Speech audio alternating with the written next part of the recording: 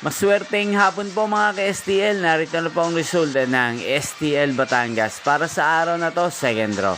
May 13, 2025, araw ng Martes. Nawa yung mga natayan nyo po mga numero kanina ay manalo nawa ngayong hapong ito, 4:30 PM. Kaya't kunin nyo na po ang inyong mga tickets. Narito na po ang resulta.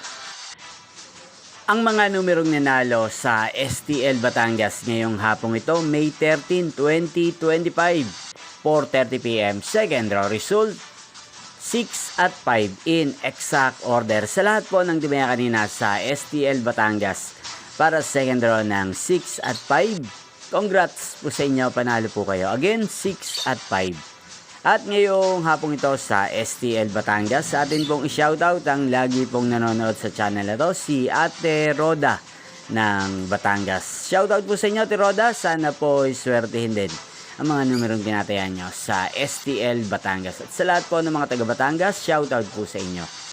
Inyo pong napanood ang resulta ng STL Batangas sa channel na to, Roderick Hernandez TV.